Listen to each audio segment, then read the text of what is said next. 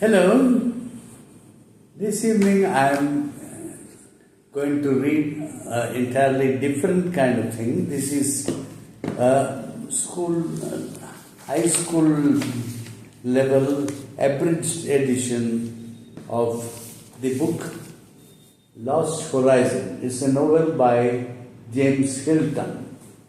This has been reduced in size and in terms of certain aspects which children may find difficult to follow. So it will be an easy read for us. It starts, it's one of the very famous novels by James Hilton. It's called Lost Horizon. And in fact, we had a celebration of Mahashivaratri a couple of days back, and Sadhguru has posted videos of traveling to Manasarovar and to Mount Kailas and all that. This fits in exactly with that.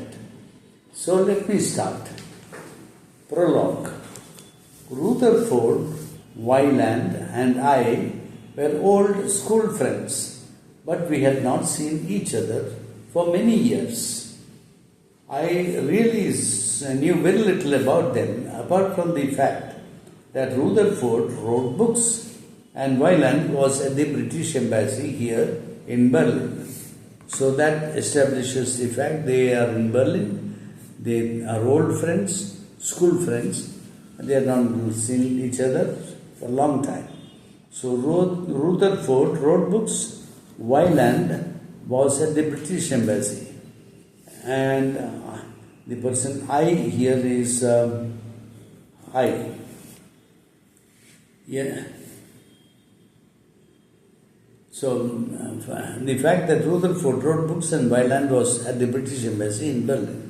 He had just given us dinner at the Tempelhof airport, and the evening was proving an interesting one. So, Rutherford had given them dinner. We had a good view of the big aeroplanes arriving at the aerodrome from all parts of Central Europe. One of the planes was English, and its pilot, still in his flying clothes, walked past our table and saluted Wyland, who did not recognize him immediately.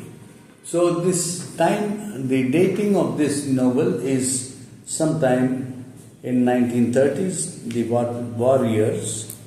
So this pilot saluted Wyland and moved past. Wyland did not recognize him immediately. When he did so, he introduced us to the stranger and invited him to join us at our table. He was a pleasant, cheerful youth named Sanders. Wyland apologized for not recognizing him in his flying clothes, and Sanders laughed and answered, "Oh, I know it's rather difficult. We all look alike in these clothes. Don't forget, I was at Basul." Wyland laughed also, but he didn't seem to be very pleased by the remark and quickly began to speak of something else. Later in the evening, however, he left us for a moment to talk to someone at another table, and Rutherford turned to Sanders and said, "You mentioned Basul just now. I know the place slightly. What did you mean when you said, 'Don't forget, I was at Basul'?" "Oh, just a bit of excitement we had once when I was in the Air Force," Sanders answered. "Someone stole one of our planes, and the authorities were very angry, as you can imagine. The fellow just knocked the pilot on the head, took his flying clothes and climbed into the cockpit without anyone noticing him. He gave all the proper signals too and flew off most efficiently. The trouble was that he never came back." Rutherford looked interested. "When did this happen?" "It must have been about a year ago, May 1931. We were flying civilians from Basul to Peshawar, owing to all the trouble and unrest. Perhaps you remember the fighting that was going on. Rutherford was still interested. I should have thought you would have had more than one fellow in charge of a plane on an occasion like that. We did on all the ordinary planes, but this mission was a special one built for some Maharaja, Sanders answered. And you say it never reached Peshawar? It never reached there or anywhere else. That was the strange part of it, about it. I suppose they all got killed. There are lots of places in these mountains where the plane might crash and never be found afterwards. The mountains referred to are the Himalayas. Yes, I know this sort of country. How many passengers were there? 4, I think. 3 men and a woman. Was one of the men named Conway by any chance? Rutherford asked. Sanders looked surprised. Why, yes. Did you know him? He and I were at the same school, said Rutherford. He was silent for a moment, thinking deeply.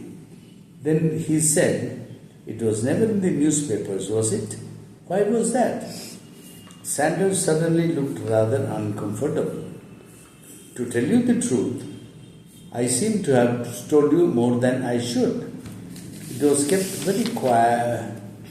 Kept very quiet, you see. I mean about the way the thing happened.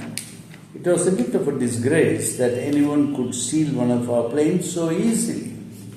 The government people merely announced that one of the machines was missing and mentioned the names. At this point, Wyland joined us and Sanders turned to him. I have discovered that these fellows knew Conway. We have been talking about the Basul business. Wyland turned to Rutherford. Don't tell anyone else about it, he said. We are not proud of that story. Did you know Conway well? Since school days, I mean? I knew him at Oxford University too, and I have met him a few times since then, Rutherford answered. Did you know him well? So this is conversation between Rutherford and Wyland. Wyland turned to Rutherford, don't tell anyone, etc. And Wyland is asking Rutherford, did you know Conway well? And Rutherford is answering, I knew him at Oxford University too, and I met him a few times since then. Did you know him? He asked back. No, not very well, said Wyland. So, I only met him once or twice, but I thought he was clever and very intelligent. So, they are talking about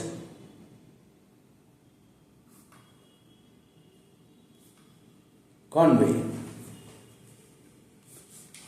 I thought he was clever and very intelligent. Rutherford smiled.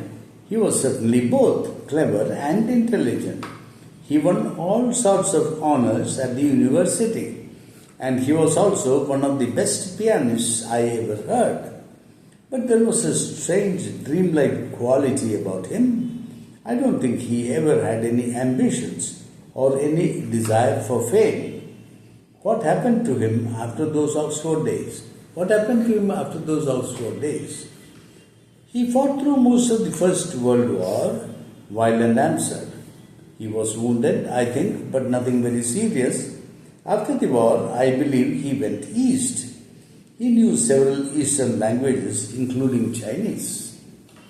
After a little while, Rutherford rose to go. It was getting late, and I said I would go too. I was catching a train at a very early hour the next morning, and Rutherford asked me if I would like to spend my last few hours at his hotel.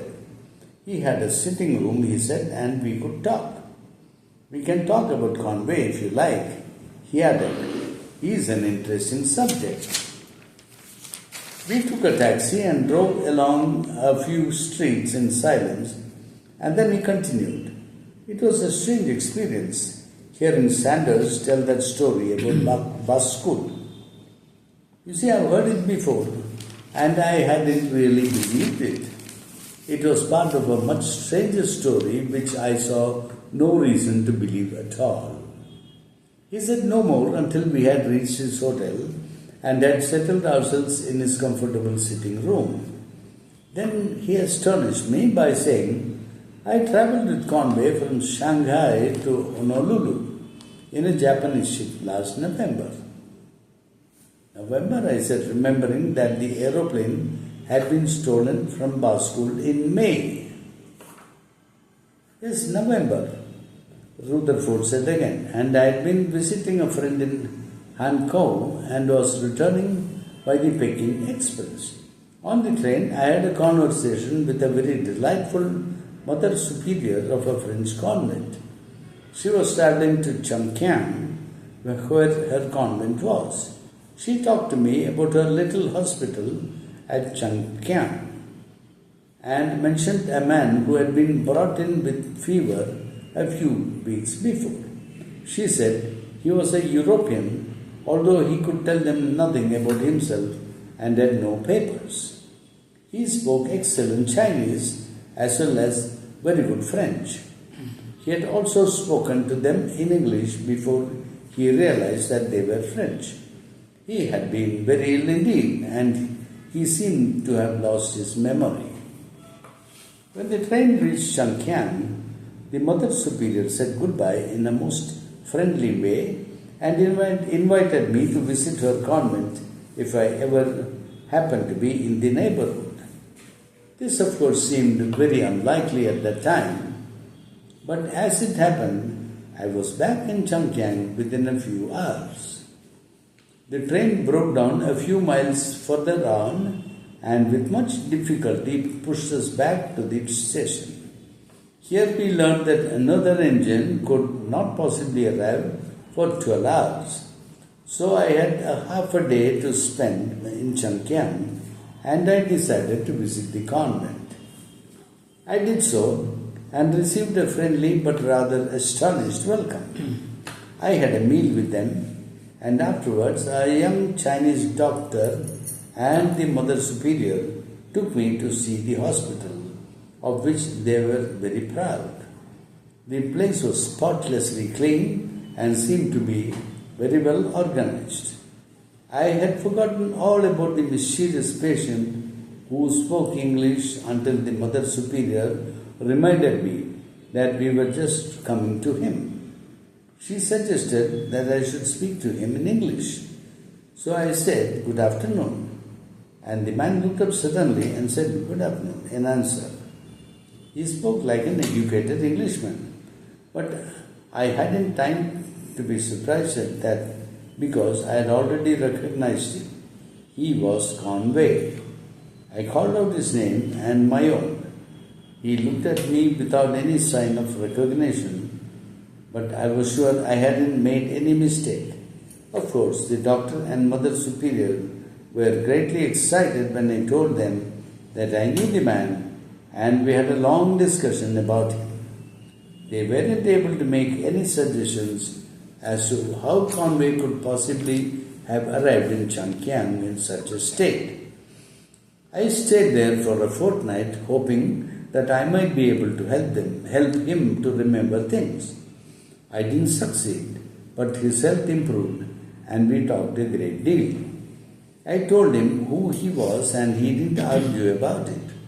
And when I suggested that I should take him back to England, he agreed quite calmly. So we left China together. We sailed down the river Yangtze to Nanking and then went by train to Shanghai. There was a ship leaving for America the same night and we managed to get on board.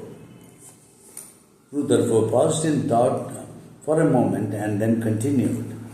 As you can imagine, we remade our old friendship on the ship.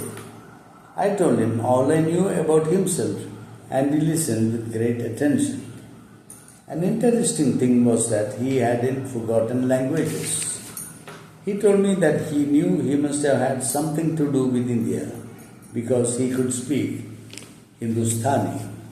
At Yokohama, more passengers came on board, and among them was Steve King, the famous pianist. One night he was persuaded to give a piano recital. and Conway and I went to hear him. He played well, of course. Once or twice I looked at Conway and saw how much he was enjoying it all, and I remembered what a fine pianist he had been during our days at Oxford.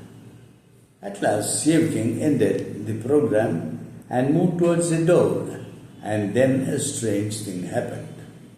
Conway sat down at the piano and played a piece of music which I did not recognize. Shiv King turned back in great excitement to ask what it was, and Conway, after a long and rather strange silence, said at last that it was a Chopin study. "My dear fellow," Shiv King said, "I know everything of Chopin's that exists, and am quite sure that he never wrote what you have just played. He might easily have done so, because it's exactly like his work, but he just didn't. I challenge you to show me the piece in any of the editions of his music." Conway looked puzzled, but replied that, "Oh yes, I remember now. It was never printed. I only know it myself because I met a man who used to be one of Chopin's pupils. Here is another unpublished piece which I learned from him." Rutherford looked at me with greatest earnestness as he went on. "I don't know whether you are a musician, but I think you will be able to imagine Shiv King's excitement as Conway continued to play, and you'll realize what a mysterious problem it was when I remind you that Chopin died in 1849. Conway's explanation that he had met a pupil of Chopin's seemed quite impossible, but there was still the music itself to be explained. Shiv King told me that if those two pieces were published, no one would ever doubt that they were Chopin's.